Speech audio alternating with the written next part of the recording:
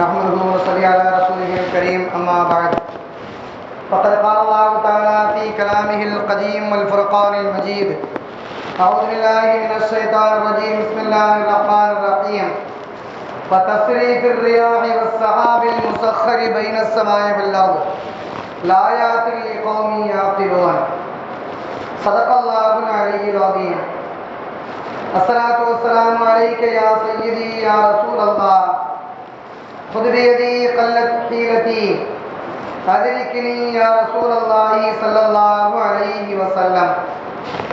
புகழ் அனைத்தும் அல்லாஹ் ஒருவனுக்கே உரித்தாகட்டுமாக. ஸலவாத்தும் ஸலாமும் நபிகள் நாயகம் ஸல்லல்லாஹு அலைஹி வஸல்லம் அவர்கள் மீதும் அவர்களின் குடும்பத்தார்கள், உற்றார் உறவினர்கள், தோழர்கள், சுஹதாக்கள், சாலிஹீன்கள், அவுலியாக்கள் மற்றும் இங்கு குழுமியிருக்கக்கூடிய நம் அனைவரின் மீதும் உண்டாகட்டுமாக. அல்லாஹ்வினுடைய படைப்பினங்களை பற்றி நபிகள் நாயகம் ஸல்லல்லாஹு அலைஹி வஸல்லம் சொல்லும்போது சொல்வார்கள், மேலே குறிப்பிட்ட வசனத்தை யார் அனுதினமும் காலை எழுகின்ற நேரத்திலே இந்த ஆயத்தை ஓதி இதனுடைய கருத்துக்களை சிந்திக்கின்றார்களோ அல்லாஹ் தஆலா அந்த மக்களுக்கு அல்லாஹ் வெற்றியை தருகின்றார் என்பதாக நபிகள் நாயகம் ஸல்லல்லாஹு அலைஹி வஸல்லம் சொல்லி தருகின்றார்கள். காரணம், இந்த வசனத்திலே அல்லாஹ் சொல்லும் நேரத்தில் வானம் பூமிகளிலே அல்லாஹ்வால் படைக்கப்பட்ட படைப்பினங்கள் என்னென்னவெல்லாம் இருக்கின்றது, அதனுடைய பிரயோஜனங்கள் என்ன, அதனுடைய தீமைகள் என்ன, அதை யாரெல்லாம் சிந்திக்கின்றார்களோ அந்த மக்களுக்கு அல்லாஹ் தஆலா அறிவாற்றல் இருப்பதாக அல்லாஹ் சொல்வதையும் இந்த வசனத்திலே அல்லாஹ் சொல்லி தருகின்றான்.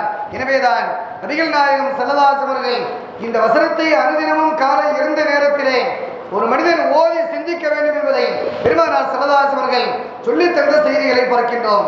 இந்த வசனத்திலே எவ்வளவோ செய்திகளை அல்லாஹ் சொல்லி இருந்தாலும் கூட அதிலே குறிப்பாக காற்று சம்பந்தமாக அல்லாஹ் சொல்கின்றான். காற்று இருக்கின்றதே உலகத்திலே அல்லாஹ்வால் படைக்கப்பட்ட படைப்புகளிலே உயர்ந்த படைப்பாக காற்றை அல்லாஹ் வசப்படுத்தி தந்திருக்கின்றான். சுலைமான் அலைஹிஸ்ஸலாமுக்கு அல்லாஹ் தஆலா காற்றை வசப்படுத்தி கொடுத்ததாக அல்லாஹ் சொல்கின்றான். கப்பல் பயணங்களை மேற்கொள்ளக்கூடிய நேரங்களிலே அந்த கடலில் காற்றினுடைய அதிகாரத்தின் காரணத்தினால் அந்த கப்பலை அல்லாஹ் கரை சேர வைப்பதாக திருமறையிலே அல்லாஹ் சொல்லித் தருகின்றான். இந்த காற்றை பற்றி விஞ்ஞானிகள் சொல்லும் நேரத்திலே சொல்வார்கள், காற்று என்பது 4 வகையாக அமையப்பட்டிருக்கின்றது. உலகத்திலே சூரியத்தினுடைய வெப்பத்தின் மூலமாக ஏற்படக்கூடிய ஒரு காற்று உலகத்திலே இருக்கின்றது. இரண்டாவதாக கோள்கள் மாறுபடக்கூடிய அந்த நேரத்திலே அதன் காரணத்தினால் ஏற்படக்கூடிய அந்த காற்று இன்னொரு வகையாக அமைந்திருக்கின்றது. அதே போன்று விண் காற்று என்பதாக சொல்லி தருகின்றார்கள். இந்த காற்று சில நேரங்களிலே திடீரென்று வீசும், சற்று நேரத்திலே அந்த காற்று அடங்கிவிடும். இப்படி வகையான ஒரு காற்று இருக்கிறது. நான்காவதாக சூறாவளி வீசக்கூடிய ஒரு காற்று. இதனுடைய ஒவ்வொரு அளவையும் சொல்லும் நேரங்களிலே 40 கிலோமீட்டரிலிருந்து 60 கிலோமீட்டர் வரை காற்று வீசினால் இது சாதாரணமான காற்று என்பதாக சொல்லித் தருகின்றார்கள். 70 100 கிலோமீட்டர் வரை காற்று வீசினால் இது சூறாவளியினுடைய மிக கடுமையான பாதிப்பை ஏற்படுத்தக்கூடிய ஒரு காற்று என்பதாக ஆய்வாளர்கள் சொல்லித் தருகின்றார்கள். உலகத்திலேயே சமீப காலத்தில்தான் 1996 ஆண்டிலே ஆஸ்திரேலியாவிலே ஒரு காற்று வீசியது. அந்த காற்றினுடைய அளவை சொல்லித் தருகின்றார்கள். 408 கிலோமீட்டர் தொலைவிலே அந்த காற்றினுடைய வேகம் இருந்தது என்பதாக சொல்லித் தரக்கூடிய அந்த செய்திகளை பார்க்கின்றோம். எனவே காற்று என்பது அல்லாஹ்வால் படைக்கப்பட்ட மிகப்பெரிய படைப்பாக இருந்தாலும் கூட அனஸ் ரலியல்லாஹு தஆலா அவரிடத்திலே நபிகள் நாயகம் ஸல்லல்லாஹு அலைஹி வஸல்லம் ஒரு செய்தியை சொல்லுகின்றார்கள். அனஸ் அவர்களே, அல்லாஹ் தஆலா இந்த பூமியை படைத்தார். இந்த பூமியை படைத்த நேரத்திலே இந்த பூமி இங்கும் அங்குமாக ஆடிக்கொண்டிருந்தது, அசைந்து கொண்டிருந்தது. அல்லாஹ் தஆலா அந்த அசைவை கட்டுப்படுத்துவதற்காக, இந்த பூமி ஆடாமல் இருப்பதற்காக அதன் மேல் அல்லாஹ் தஆலா மலையை படைத்தார். இந்த மலையை உறுதித்தன்மை ஏற்படுத்தக்கூடியதாக அல்லாஹ் அமைத்தார் என்பதாக சொல்லும் நேரத்திலே அனஸ் ரலியல்லாஹு தஆலா கேட்கின்றார்கள், யா ரசூலல்லாஹ், அப்படியானால் இந்த பூமியை விட மலை என்பது மிக பலமுள்ளதா என்பதாக கேட்கின்றார்கள். நபிகள் நாயகம் ஸல்லல்லாஹு அலைஹி வஸல்லம் மீண்டும் சொல்கின்றார்கள், தோழரே, இந்த இந்த மலையை விட அல்லாஹ் தஆலா இன்னும் வலுவுள்ளதாக அல்லாஹ் ஒரு படைப்பை அல்லாஹ் படைத்திருக்கின்றான். அதுதான் காற்று என்பதாக பெருமானார் ஸல்லல்லாஹு அலைஹி வஸல்லம் சொல்லித்தர நெருப்பு என்பதாக சொல்லுகின்றார், இரும்பு என்பதாக சொல்லுகின்றார்கள். மலையை விட பலமிக்கதாக அல்லாஹ் நெருப்பை படைத்திருக்கின்றான் என்பதாக சொல்லும் நேரத்திலே அந்த சஹாபி கேட்கின்றார்கள், அப்படியானால் நெருப்பு வலுவுள்ளதா என்பதாக கேட்கின்றார்கள். இல்லை இல்லை, நெருப்பை அணைக்கக்கூடிய ஆற்றல் பெற்றதாக அல்லாஹ் தஆலா காற்றை படைத்திருக்கின்றான். இந்த காற்றை அணைப்பதற்கு அதைவிட வலுவுள்ளதாக அல்லாஹ் தஆலா தண்ணீரை படைத்திருக்கின்றான் என்பதாக இப்படியே சொல்லிக் கொண்டிருக்க அந்த சஹாபி மீண்டும் கேட்கின்றார்கள், யா ரசூலல்லாஹ், அப்படியானால் இது ஆக வலுவுள்ளதா என்பதாக கேட்கும் நேரத்திலே பெருமானார் ஸல்லல்லாஹு அலைஹி வஸல்லம் ஒரு செய்தியை சொல்கின்றார்கள். ஆதம் அலைஹிஸ்ஸலாமுடைய சந்ததிகளில் இந்த மனித இனத்தில் யார் தன்னுடைய வலதுகரம் கொடுக்கக்கூடிய தர்மங்களை இடதுகைக்கு தெரியாமல் ரகசியமாக செய்கின்றார்களோ, இந்த தர்மம் எல்லா வலுவை விட எல்லா படைப்பை விட ஆக உயர்ந்தது, அல்லாஹ்விடத்திலே உயர்ந்த அந்தஸ்தை பெற்றுத் தரக்கூடியது என்பதாக பெருமானார் ஸல்லல்லாஹு அலைஹி வஸல்லம் சொன்ன செய்திகளை பார்க்கின்றோம். ஒரு தடவை மிக கொடூரமான பணி வாய்ந்த ஒரு காலகட்டம், சஹாபா பெருமக்கள் எல்லாம் ஒரு போருக்காக சென்றிருக்கின்றார்கள். கந்தக் போர், அகல் போர் என்பதாக அந்த போருக்கு மறு பெயர் சொல்வார்கள். அந்த போர்க்களத்திலே பெருமானார் ஸல்லல்லாஹு அலைஹி வஸல்லம் சஹாபா பெருமக்களோடு செல்கின்றார்கள். அப்படி செல்லும் நேரத்திலே கூடாரத்திற்குள்ளாக உள்ளே தங்க முடியவில்லை. அவ்வளவு கடுமையான பணி, அவ்வளவு கடுமையான சூறாவளி காற்று வீசுகின்றது. வெளியே யாரும் வர முடியாத அளவுக்குள்ள கடுமையான காற்று. இந்த நேரத்தில் பெருமானார் ஸல்லல்லாஹு அலைஹி வஸல்லம் சஹாபா பெருமக்களை பார்த்து கேட்கின்றார்கள், தோழர்களே, எதிரணியை சார்ந்த மக்களை உளவு பார்ப்பதற்காக உங்களிடையே யார் செல்கின்றார்கள் என்பதாக கேட்கின்றார்கள். சஹாபா பெருமக்கள் இதுவரை சொன்ன பதில், யா ரசூலல்லாஹ், தாங்கள் கடலிலே குதிக்க சொன்னால் நாங்கள் குதிக்கின்றோம், மலையிலிருந்து கீழே குதிக்க சொன்னால் குதிக்கின்றோம், உங்களுடைய கட்டளைக்கு நாங்கள் அடிபடிவோமே தவிர மூசா அலைஹிஸ்ஸலாமுடைய அந்த கூட்டத்தை போன்று நீங்களும் அல்லாஹ்வும் பார்த்துக் கொள்ளுங்கள் என்பதாக சொல்லக்கூடிய கூட்டம் கிடையாது என்பதாக சொன்ன அந்த சஹாபிகள் இந்த கடுமையான பணியினுடைய நேரத்திலே, இந்த கடுமையான காற்றின் சமயத்திலே யாரும் பதில் சொல்லவில்லை. பெருமானார் ஸல்லல்லாஹு அலைஹி வஸல்லம் செல்லுகின்றார்கள், 2 ரக்அத் நஃபிலை தொழுகின்றார்கள். தொழுது முடித்த மாத்திரத்திலே மீண்டும் கேட்கின்றார்கள், தோழர்களே, உங்களிலே யாராவது ஒருவர் உளவு பார்ப்பதற்காக செல்லுகின்றீர்களா? யார் தயார்? அப்படி செல்லக்கூடிய மனிதர்கள் சொர்க்கத்திலே என்னோடு இருப்பார்கள் என்ற வாக்கியத்தை பெருமானார் ஸல்லல்லாஹு அலைஹி வஸல்லம் 2வது முறையாக சொல்கின்றார்கள். சஹாபா பெருமக்களுடைய அந்த கூட்டத்திலிருந்து எந்த பதிலும் வரவில்லை. 3வதாக பெருமானார் ஸல்லல்லாஹு அலைஹி வஸல்லம் 2 ரக்அத்தை தொழுகின்றார்கள். தொழுதுவிட்டு வருகின்றார்கள். சஹாபா பெருமக்கள் கேட்கும் கேள்விக்கு அதே அமைதியோடு பதில் சொல்லாமல் அமர்ந்திருக்க ஹுதைபத்துல் யமான் என்று சொல்லக்கூடிய சஹாபி வருகின்றார்கள். யா ரசூலல்லாஹ், நான் சென்று உளவு பார்த்து வருகின்றேன் என்பதாக பொறுப்பேற்கின்றார்கள். அப்படி பொறுப்பேற்கக்கூடிய நேரத்திலே இந்த சஹாபி தனக்குள்ளாக நினைக்கின்றார்கள், கூடாரத்திற்குள்ளாக இருந்து கொண்டே குரலை தாங்க முடியவில்லையே, வெளியிலே சென்றால் நாம் பனி உறைந்து இறந்து விடுவோமோ என்ற பயம் உள்ளுக்குள்ளாக அவர்களுக்கு ஏற்படுகின்றது. இருந்த போதிலும் பதிலளிக்கப்படக்கூடிய மனிதர் ஈருலக தலைவர் கண்மணி ஸல்லல்லாஹுடைய வார்த்தை.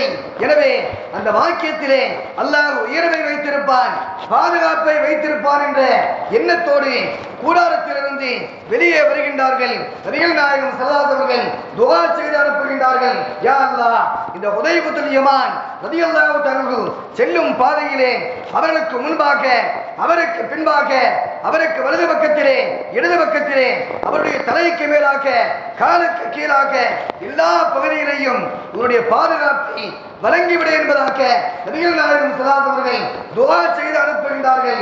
இந்த சஹாபி சொல்லுகின்றார்கள், கூடாரத்திலிருந்து வெளியே வந்தேன், கடுமையான உஷ்ணமான இடத்தில் இருந்தால் எப்படி இருக்குமோ அதே நிலை எனக்கு தோன்றியது.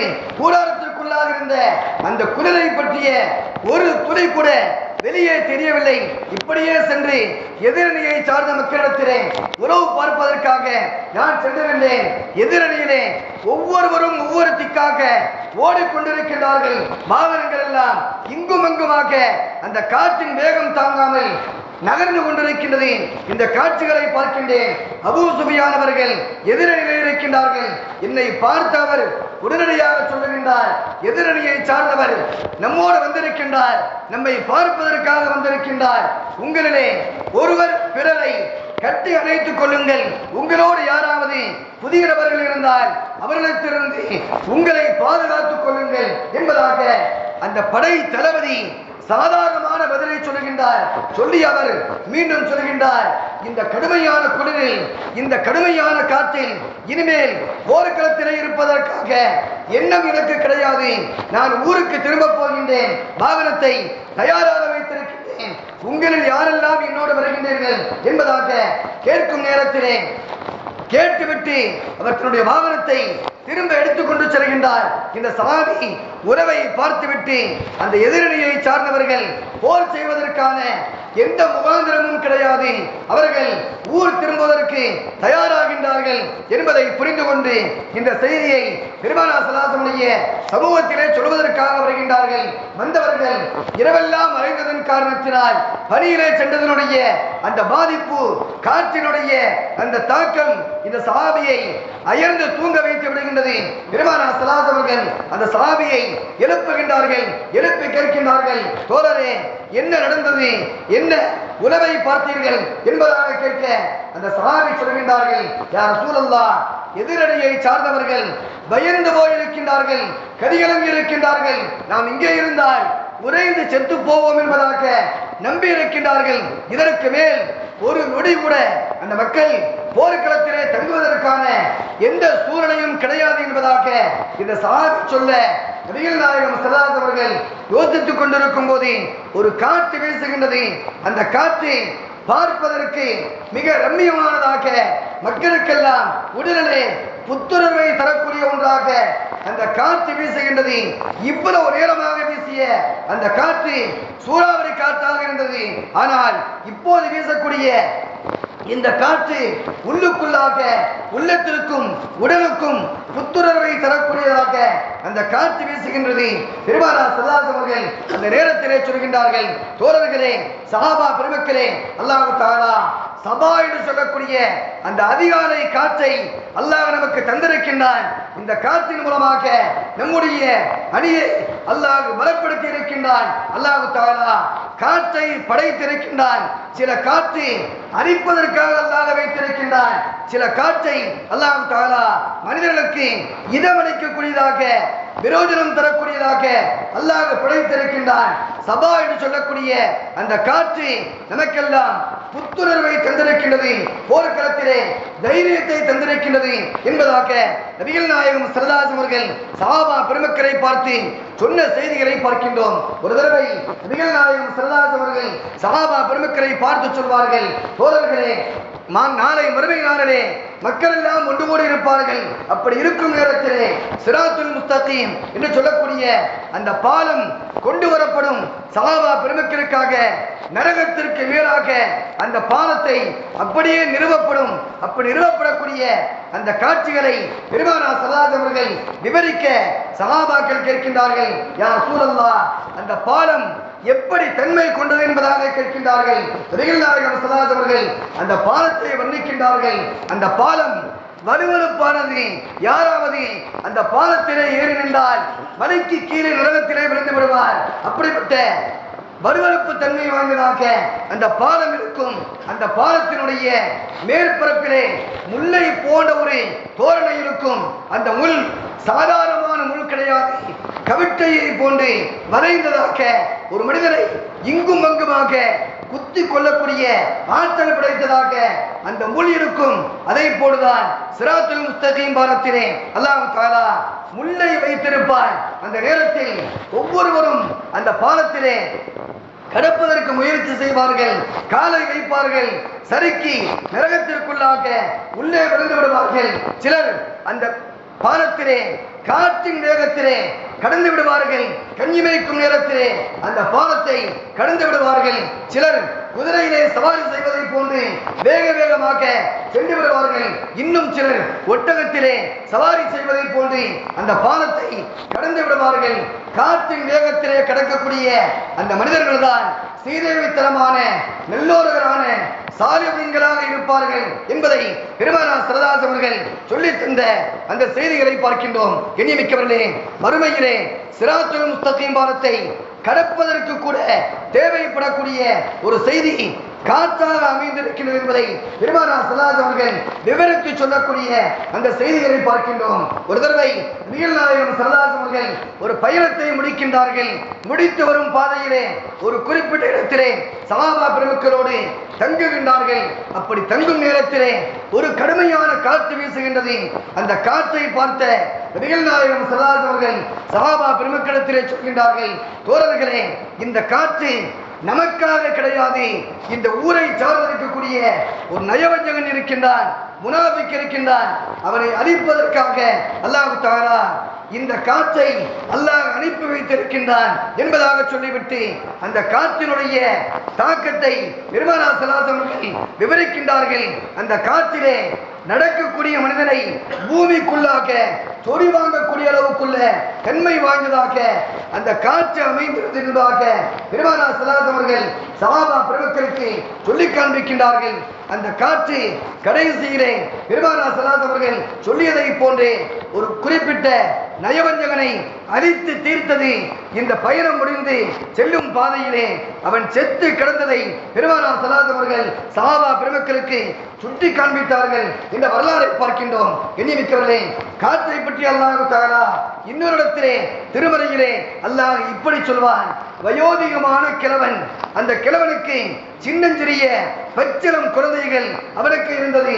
அந்த மனிதனுக்கு எந்த ஆதரவும் கிடையாது, அவனை பராமரிப்பதற்கான யாரும் கிடையாது.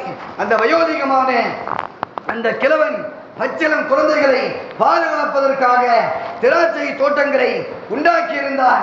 அந்த திராட்சை தோட்டம் நிரம்ப கனிகள் எல்லாம் பூத்து குலுங்கிக் கொண்டிருந்தது. அறுவடை செய்யக்கூடிய உச்சகட்டமான நேரம். இந்த நேரத்திலே, இரவு நேரத்திலே அந்த மனிதன் உறங்குகின்றான். அதிகாலை விழித்து பார்க்கின்றான். அந்த தோட்டம் முழுவதுமாக காற்றின் மூலமாக ஏற்பட்ட அந்த மாற்றத்தின் காரணத்தினால் தோட்டம் முழுக்க கரிந்து நாசமாகி ஒண்ணுமில்லாமல் போய்விட்டது.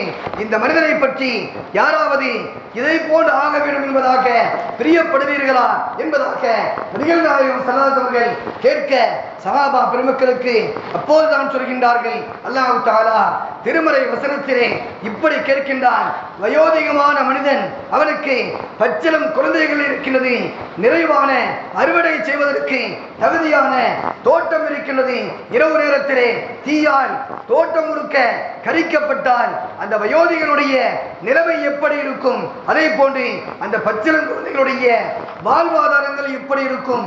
இதை யாராவது பிரியப்படுவார்களா என்பதாக அல்லாஹ் கேட்கின்றான். இதே போன்றுதான் ஒரு மனிதன் தான தர்மங்களை செய்துவிட்டால், செய்து முடித்து உலகத்திலே பிறருக்கு மத்தியிலே சொல்லி காண்பிக்க ஆரம்பித்து விட்டால் இந்த நன்மைகள் ஒன்றுமில்லாமல் போய்விடும்.